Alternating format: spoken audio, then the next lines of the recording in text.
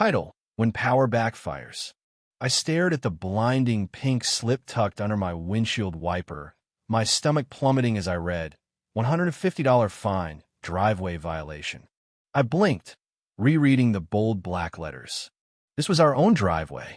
My sister Lauren's graduation party had ended late last night, and a few relatives had parked their cars outside. "Dad!" I shouted, racing into the house. "You need to see this." My father, Richard Bennett, senior loan officer at Oak Ridge National Bank, looked up from his coffee, concern creasing his forehead. He took the citation and frowned. Section 7.3 of the Willow Creek HOA regulations, he read. More than 2 vehicles in the driveway. Mom, still in her robe, joined us. That's absurd. It's our property. Dad dialed the HOA. We all listen on speaker. Willow Creek HOA, this is Charlotte Hayes. This is Richard Bennett, 229 Brookstone Lane. We got a citation this morning. There must be some mistake. Charlotte's voice chilled the room. No mistake. Section 7.3 prohibits more than 2 vehicles in the driveway. You had 5. The fine stands. These were overnight guests for my daughter's graduation, Dad reasoned. Surely there's an exception? Rules are rules, Mr. Bennett. If everyone broke them, this place would look like a junkyard. Pay within 10 days, or the fine doubles. We peeked through the blinds. Across the street stood a woman in pristine athleisure wear, holding her phone and watching our house. Her platinum hair gleamed in the sun. That's her, I whispered. Charlotte Hayes, Dad muttered. Moved in 6 months ago. Elected HOA president last month. Never spoken to her. That afternoon, Dad and I pored through the HOA handbook. The rule was real, buried on page 39. Dad sighed. Some people enjoy flexing power. We'll pay the fine for now, but I want to understand what's really going on. Later that night, our doorbell rang. It was Mr. Whitaker from down the block. Just a heads up, he said grimly. Charlotte fined us last week for a decorative basketball hoop. It's been up for years. She's cracking down hard. We learned others were hit too. The Rodriguezes were fined for using non-compliant mulch. Mrs. Ellison, a sweet widow, got a warning over her bird bath being distracting. The next morning, another pink slip appeared, $75 for lawn height violation. I mowed 4 days ago, Dad said. This is harassment. Should we get a lawyer? Mom asked. Dad shook his head. Not yet. The HOA is seeking a $1.2 million loan for community center renovations. Want to guess who's reviewing their application? Oak Ridge National, I whispered. And guess who's the senior loan officer? Dad said with a smile. Time for some due diligence. That week, we received fines for a garden gnome, wind chimes, an improperly coiled hose, and mailbox color. $425 total. Dad didn't pay. Instead, he made quiet phone calls each night. Soon, more neighbors gathered in our living room. Each had stories. Fines for leaving out trash bins for 15 minutes too long, warnings for flower color, citations for non-standard doormats. Mrs. Ellison's voice cracked. Those birds are all I have. Dad clicked open his laptop. Last year, the HOA collected $4,800 in fines. In 2 months, under Charlotte, over $120,000. And, per the bylaws, those funds must go to community improvements, but the records don't show that. A stunned silence fell. That's embezzlement, Mr. Whitaker whispered. I've requested an audit, Dad said. Standard for loans, over $1 million. That afternoon, Charlotte posted a veiled attack on Facebook. Certain residents think they're above the rules.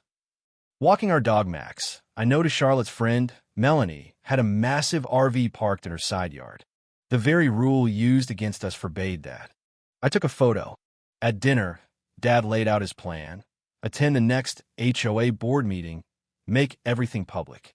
When Tuesday came, the community center overflowed. Charlotte's smile faltered as she saw the turnout. Loan is progressing as planned. She breezed through the agenda. Dad stood. As residents, we have a right to know about the loan details. It's in Article 4, Section 2. She bristled. We're borrowing from Oak Ridge National Bank, where I'm a senior officer assigned, Dad added. And I've noted discrepancies between the loan application and the HOA's financial summary. He displayed a spreadsheet. Dues collected, $380,000. Dues reported, $300,000. The room buzzed. We were also told recent fines total $3,200, Dad said. But we've tallied more than $100,000 from just 50 homes. An uproar followed. Charlotte banged her gavel. Meeting adjourned. In the hallway, she hissed, "You're making a powerful enemy, Bennett." "I'm ensuring we all follow the rules," Dad said. 2 days later, at midnight, our garden was trashed. A $200 fine notice was pinned to our door. "We've got her," Dad said, replaying our doorbell cam footage. Charlotte, flashlight in hand, ripping out flowers. The following week, Oak Ridge's audit arrived. My parents spread files across the dining table. Mom, a real estate attorney, shook her head. "Misuse of funds, fake expenses, ghost vendors. This is bigger than we thought." Charlotte confronted me at the mailbox. "Tell your dad to approve the loan, or those fines will keep piling up." "Is that a threat?" I asked. "Just good neighborly advice," she smirked. Dad reported it. The bank launched a formal investigation. Whisper spread. Rumors of criminal charges, missing funds, and loan rejections. 3 days before the next meeting, Treasurer Henry Gold moved out overnight. Suspicious. The next HOA meeting was packed. Charlotte tried to control the narrative. "We've done nothing wrong," she insisted. Dad stood, then explained the $80,000 discrepancy between dues collected and what was reported. He showed slides, ghost vendors, personal dinner bills, selective fines. "This is a witch hunt," Charlotte screamed. Mr. Gonzalez, a retired judge, stood. Bylaw 7 allows board removal by emergency vote. I move for one. The vote? 92% for removal. As Charlotte and her allies left, Charlotte glared. "This was my husband's legacy." "Legacies are built on trust," Mom said, "not fraud." Investigations revealed connections between Charlotte and other HOA frauds. Our story made the news. Neighbors came together, outraged but united. The next week, Charlotte rang our bell. She looked worn down. "I'm repaying what I took," she said. "I'm leaving." Dad simply nodded. Her daughter, Diana, stayed. "This is my home too," she said.